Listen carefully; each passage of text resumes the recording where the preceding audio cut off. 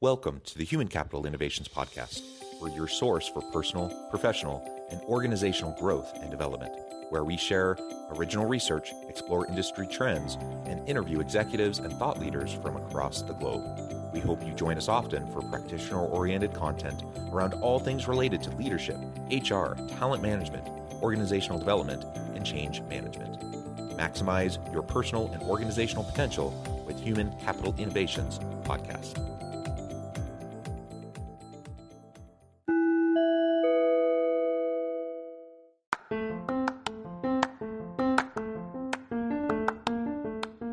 Do you enjoy the Human Capital Innovations Podcast? Enjoy ad-free listening by going to the Patreon page, and please consider contributing even at the producer or sponsorship level. And please leave a review. Thank you for your support.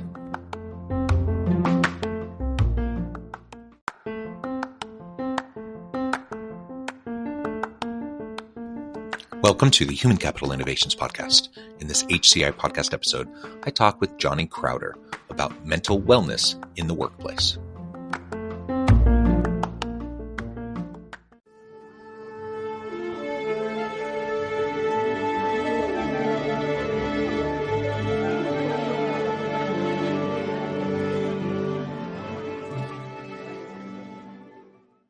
Johnny Crowder, welcome to the Human Capital Innovations Podcast.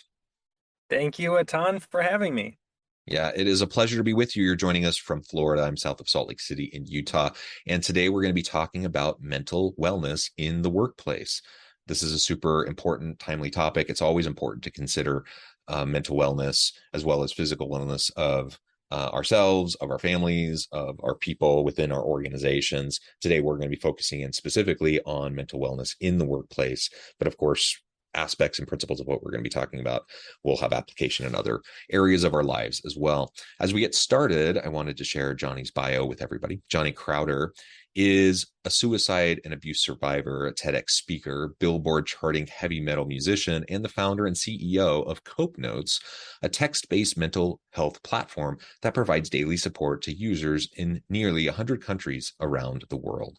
I think that's all fantastic. You have such an interesting background. Before we launch on into the topic for the day, perhaps you can share just a little bit more about your background, your personal context, and then we can dive more on into that conversation. Yeah, if this tells you anything, I used to run the original version of Cope Notes was called Not a Therapist. And the whole point was to clarify to people that, like right now, I'm a certified recovery peer specialist, but I am not a doctor. And this means that everything I share about mental health, and in fact, a big reason why I'm so passionate about it is that while I did go to school for psychology, I did get a psychology degree.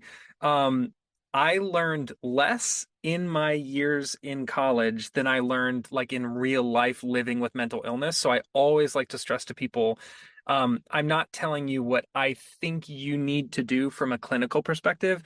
I'm saying I've lived through this, I've been there, and these are my real insights from my real life. Yeah, and that lived experience, that lived expertise, I think is so very important, especially with this topic, because it's really, really hard for somebody who hasn't experienced debilitating anxiety or depression, who had prolonged depressive episodes, or someone who has had suicidal ideation.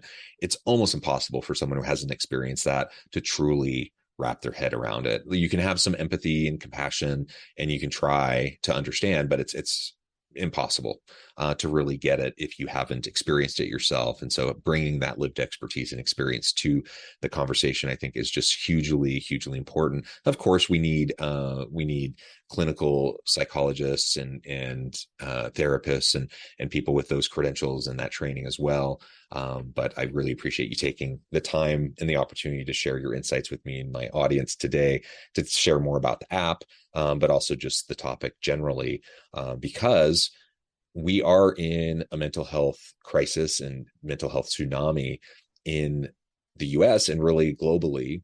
In part, it was accelerated by the pandemic, but this has been an issue for a long time. We've seen the signs, and we have all sorts of challenges that are contributing to the mental health issues that people are facing. And so then the question becomes, how do we sustain our own mental health? How do we promote and support the mental health of those around us? And if I'm a leader in the workplace, how do I make sure that my team is getting the care, the attention that they need so that they can be healthy, which of course will help the bottom line of the organization because they'll be more productive and innovative and such. But also just from a human perspective, we just want to make sure we're taking care of our people. And so these are all the types of things that we're going to be exploring. And I wanted to start with vulnerability here. When I think about a leader setting the tone and creating a safe space where people feel comfortable, they feel safe to actually share about some of their own mental health challenges, I think we need more leaders who are willing to open up about their own struggles. And it's super common. So chances are most leaders, if not a high percentage, have experienced their own mental health challenges in the past. Yet we have this culture, especially in the West, we have this culture of stoicism, and leaders need to always put on a brave face. And so we have this kind of strong facade, but then we don't share in vulnerable ways the types of challenges we've faced. And the irony there is when we don't share, then we're shutting down, even if we want to be supportive, we're shutting down the opportunity for our people to also be vulnerable and to open up. So what would you say to leaders, about how to create that safe environment, that psychologically safe culture through their own vulnerability? Yeah, this question brings to mind a specific experience I had late last year, where I had we had a team meeting once a week. It was like our 1 hour all hands. And in the middle of it, one of my employees asked me, "Are you good?" They sent me a message on Zoom. And I didn't even realize that my face had been showing what had been going on in my life, because that week my sister had been hospitalized. And any leader knows what it is like to have something explode in their personal life and then have to come into work and feel like, okay, well, I can't burden my team with this thing that's going on in my life. So someone on my team sends me a message on Zoom, private message, "Are you good?" And I start tearing up and choking up, and I'm just like, guys, I'm just going to be straight up with everybody. My sister is in the hospital right now, and I am freaked out. I was like up all night worried about her. She's had some health issues in the past. This is not her first time being hospitalized. This is certainly the most severe thing that's happened. And it's really tough for me to mentally engage with everybody right now. I couldn't even believe the words coming out of my mouth. I was like mortified, but it was happening. I was just kind of word vomiting and saying, this is what's going on. And afterwards, I was floored by the genuine kindness of my team. And it wasn't no one hit me with "oh, you poor baby," or none of that happened. But it was, I had a few people say, "Thank you for sharing on the call, and let us know if you can do anything, or if you want to step out, we can finish the meeting on our own."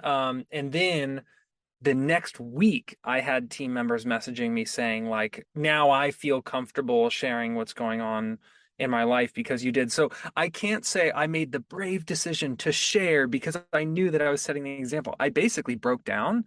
But in that vulnerability and seeing the reinforcement from my team, I saw how important it is for a leader to be honest. And I'm not saying you need to cry for it to be effective. I'm saying the moment you remind your team that you're also a person, I can almost guarantee they'll be more excited to work for you, because then you go from being a boss to being John. You go from being CEO to being Christine. And that is powerful in a workplace setting.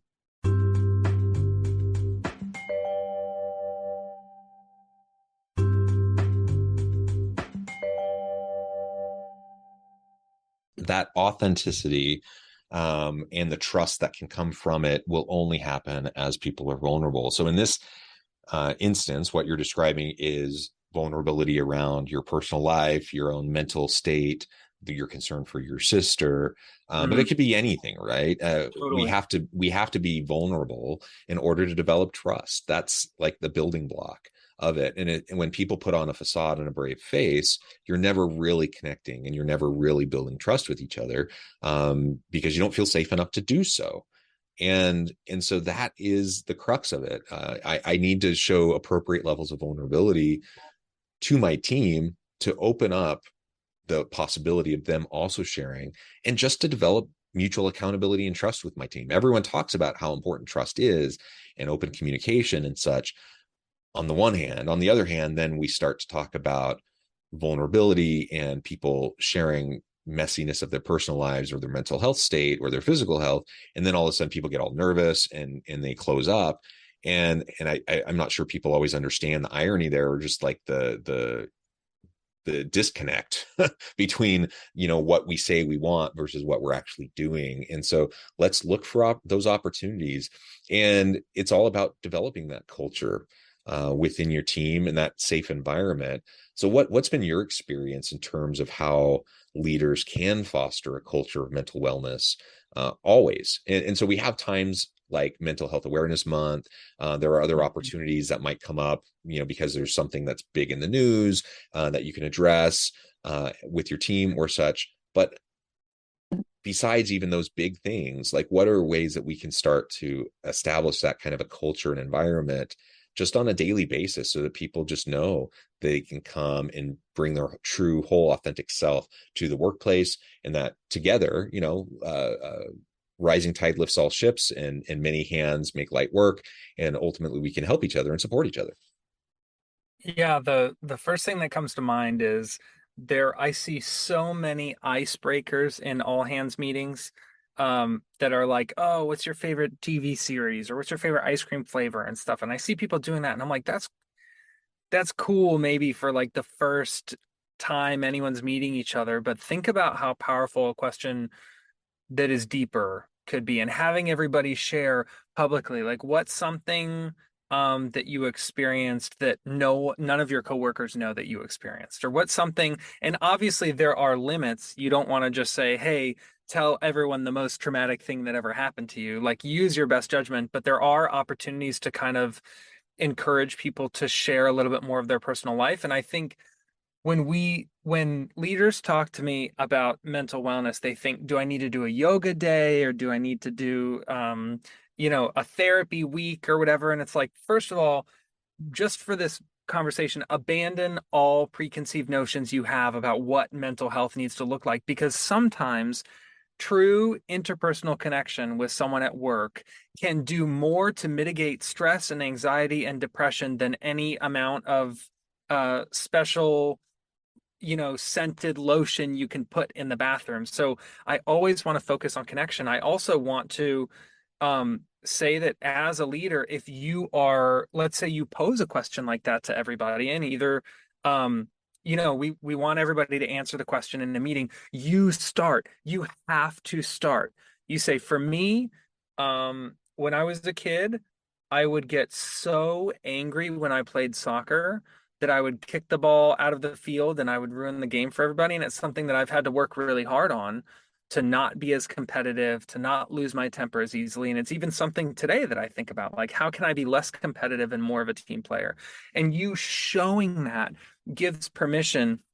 It's basically like, picture Lord of the Rings, right? And all these characters are like crossing this rickety bridge across this giant crevasse. And if they fall into the abyss.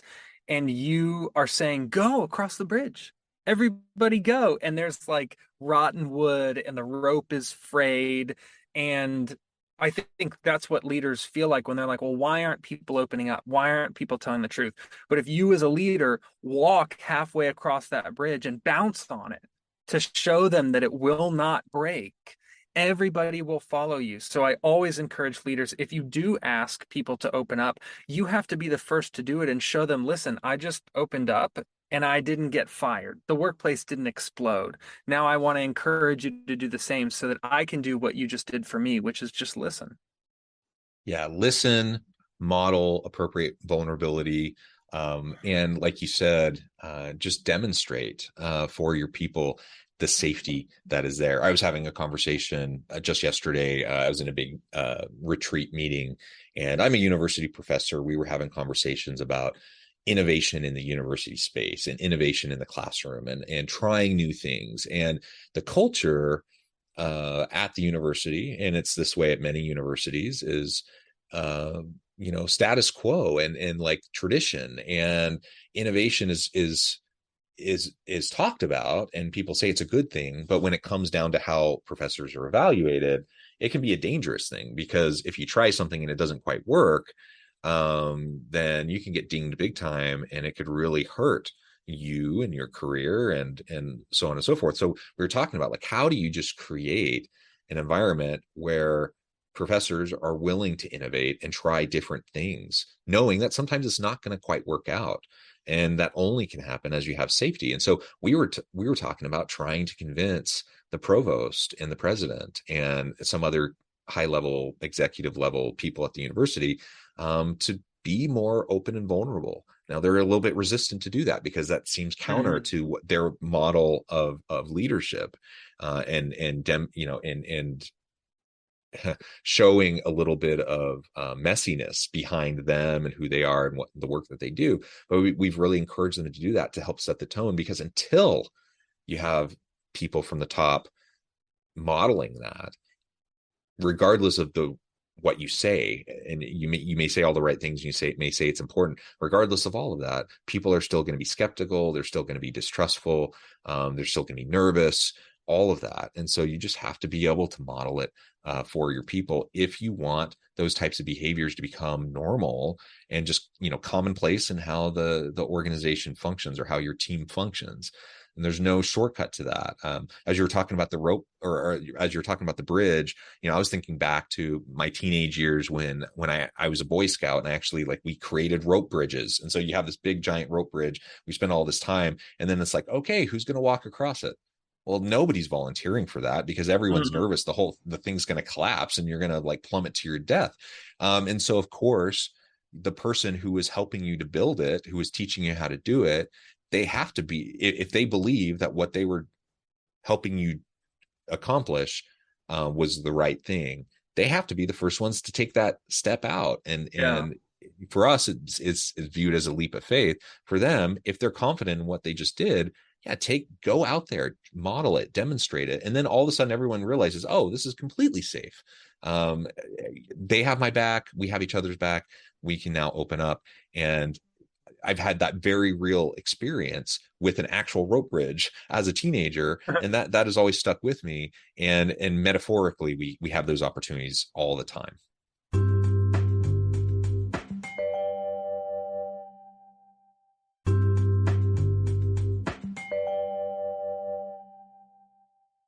Yeah, I'm thinking one of the biggest misconceptions around mental health in the workplace is that it has to be focused on mental health. And, like, you're asking people to bring in a deeply personal component of their own life without inviting them to bring in other components of their personality. So it's kind of like asking them to go from 0 to 60 immediately. But I think something that leaders can do in the meantime is encourage people to open up about personal things in general. Because right now, people have their work life over here, their personal life over here, and they're not necessarily sharing or they're not necessarily reticent to share because of self-stigma or because they feel they might be judged, but because this is personal and this is work. So the more you can invite people to share about their lives, like right now when we do meetings, everyone shares about something that they're working on. Like someone's building a tiny home, and someone is renovating their porch, and someone tried stand-up paddleboarding. And encouraging people to share those personal things sets a precedent where I'm not talking about depression. I'm not talking about anxiety or bipolar or PTSD, anything. All I'm doing is encouraging people to share a little bit more of their personal life inside of a work setting. And that not only makes them feel more excited to work in this environment because they feel that they get to be more themselves, but also it sets a precedent that if I can share about building this dollhouse for my daughter and share pictures with everybody, then how big of a stretch is it between sharing that and sharing that I'm going through something right now? It's not nearly as large of a stretch as it is if they're not sharing anything personal, and then you expect them to share something related to wellness.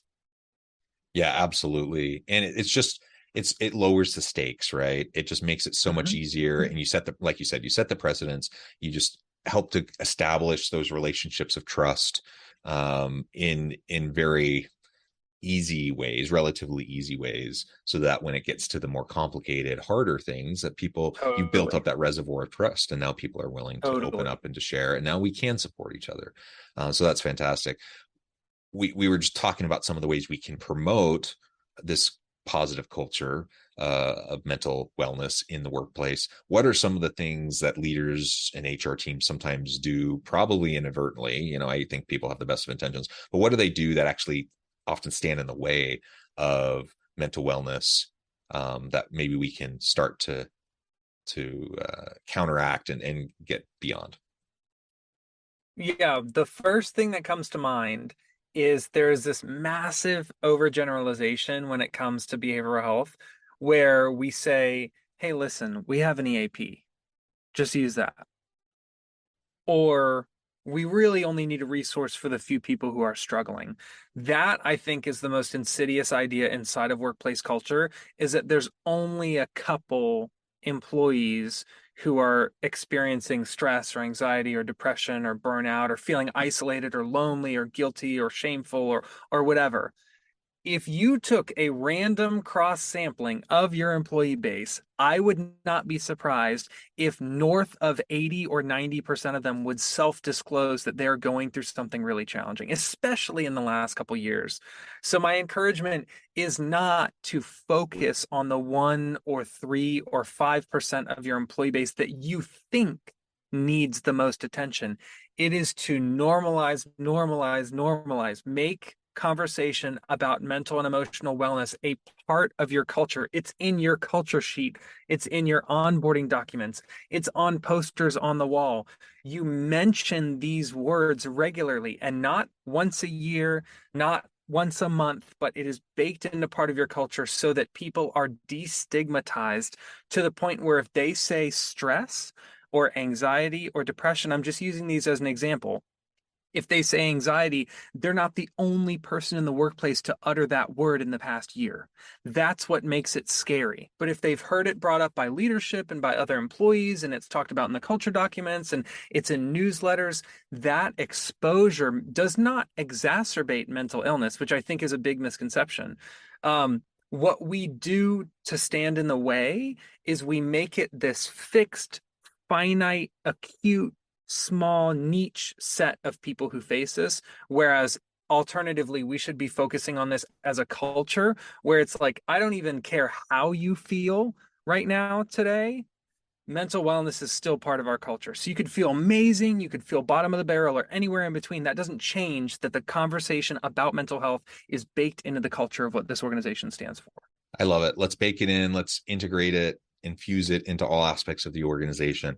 Just like we talk about diversity, equity, and inclusion, and baking that in, or ethical Mm-hmm. decision making, baking Totally. it in, or social impact, or meaning and purpose, bake that in. Like, this is one of those things we need to just bake in to everything that we do within our organization. We just need to normalize it. We need to make it a constant part of what it means to be part of the team and part of this workplace. And if we want to have a good, workplace environment where we're focusing on employee experience and we want to attract and retain great people, this is one of the ways to do it. Make your organization, make your team an employer or a team of choice, where people know that they want to go work there. They want to work with you because they know they're going to be supported, because everyone has stuff. Like you said, everyone has stuff. I don't know anybody, even though those people Yeah. who, even people who seem like the most like buttoned up, successful, everything's going right for them in their lives.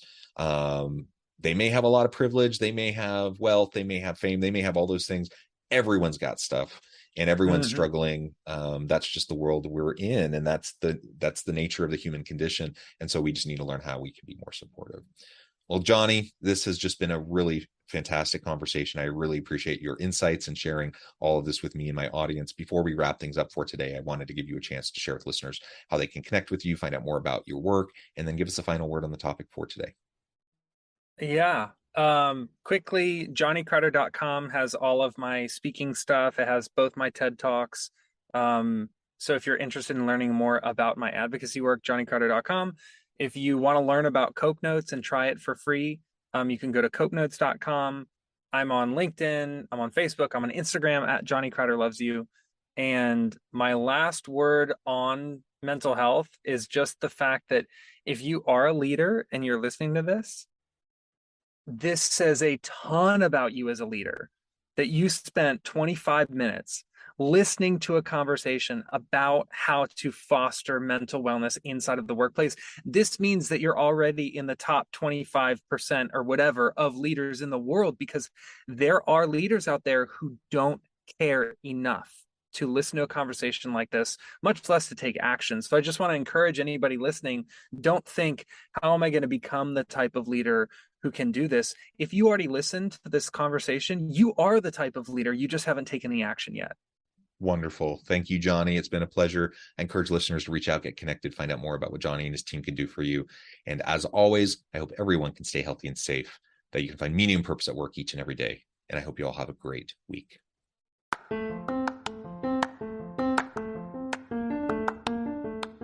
If you enjoy the Human Capital Innovations podcast, enjoy ad-free listening by going to the Patreon page, and please consider contributing even at the producer or sponsorship level. And please leave a review. Thank you for your support.